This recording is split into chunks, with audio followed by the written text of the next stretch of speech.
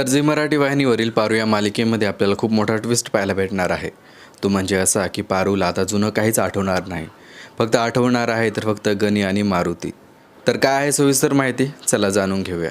त्याआधी जर तुम्ही आपल्या चॅनलवरती नवीन असाल तर व्हिडिओला लाईक आणि आपलं चॅनल सबस्क्राईब नक्कीच करा। तर झी मराठी वाहिनीवरील पारू ही मालिका प्रेक्षकांची आवडतीची मालिका बनलेली आहे। या मालिकेतील सर्वच कलाकारांनी आपल्या अभिनयाच्या जोरावरती प्रेक्षकांची मने जिंकलेली आहेत आणि त्याचबरोबर या मालिकेमध्ये दाखवण्यात येणारे ट्विस्ट हे प्रेक्षकांना प्रचंड आवडतात। तर सध्या या मालिकेमध्ये आपल्याला असं दाखवण्यात आलेलं आहे की मारुतीने पारूला विष दिलेलं असतं। त्याला हे आवडलेलं नसतं की पारूने आदित्यच्या नावाचं मंगळसूत्र तिच्या गळ्यामध्ये घातलेलं आहे आणि ते तिने सगळ्यांपासून लपवून ठेवलेलं आहे। म्हणजेच आदित्यच्या नावाचं मंगळसूत्र पारू घालते आणि पारू आदित्यला नवरा मानते, ही गोष्ट मारुतीला आवडलेली नसते। त्याला वाटत असतं की आपण ज्या घरामध्ये काम करतो, ज्या लोकांच्या सहवासामध्ये राहतो, त्याच लोकांना पारूने फसवलेलं आहे। म्हणूनच याच गोष्टीचा मारुतीने मनामध्ये राग धरलेला असतो आणि पारूला जेवणातून विष दिलेलं असतं आणि पारूलाही माहीत असतं की मारुतीने जेवणामध्ये विष टाकलेलं आहे, तरीसुद्धा ते अन्न पारू खाते।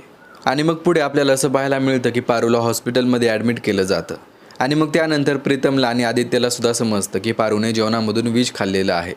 आणि मग त्यानंतर आपल्याला पुढे असं पाहायला मिळतं की पोलीस मारुतीला अटक करतात आणि मग त्यानंतर डॉक्टर आदित्यला सांगतात की जर पारू 24 तासामध्ये शुद्धीवर आली तर ती वाचू शकते, नाहीतर पारूचं वाचणं अवघड आहे।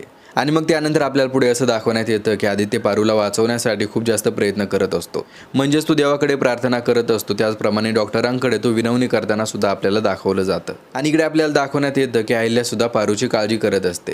ती गुरुजींना फोन लावून सांगते की तुम्ही सुद्धा पूजा करा आणि काही करून पारूला वाचवा। आणि मग गुरुजी सुद्धा म्हणतात की मी पूजा करून पारूला वाचवण्याचा प्रयत्न करतो। आणि इकडे आपण पाहतो तर आदित्य बाहेर आलेला असतो, त्याला काय करावं काहीच सुचत नसतं आणि मग त्या ठिकाणी त्याला एक आजी दिसते आणि मग आदित्य त्या आजीला घडलेला सगळा प्रकार सांगतो आणि त्या आजीकडून तो आशीर्वाद घेतो आणि मग ती आजीच त्याला सांगते की तुझ्या पत्नीला वाचवण्यासाठी तुलाच एक व्रत करावं लागेल। आणि मग आजीने सांगितल्याप्रमाणे आदित्य वडाच्या झाडापाशी जातो आणि त्या झाडाला फेरी मारतो आणि मग त्यानंतर आपल्याला असं दाखवण्यात येतं की पारू आता शुद्धीवर आलेली असते आणि मग डॉक्टर प्रीतमला फोन करून सांगतात की पारू आता शुद्धीवर आलेली आहे, पण तिला फक्त एकच जण भेटू शकतो। आणि मग प्रीतम डॉक्टरांना सांगतो की ठीक आहे, आदित्य दादाच पारूला भेटेल।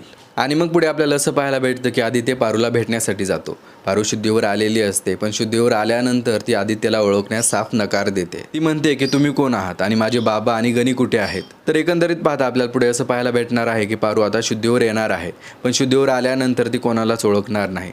म्हणजेच किर्लोस्कर कुटुंब, आदित्य किंवा इतर लोकांना ती ओळखणार नाही, तिचं जुनं काहीच तिला लक्षात राहणार नाही। तर असं काय आपल्याला पारू या मालिकेमध्ये पाहायला भेटणार आहे। तर पारू या मालिकेमध्ये येणाऱ्या ट्विस्टबद्दल तुम्हाला काय वाटतं, कमेंट करून नक्कीच कळवा।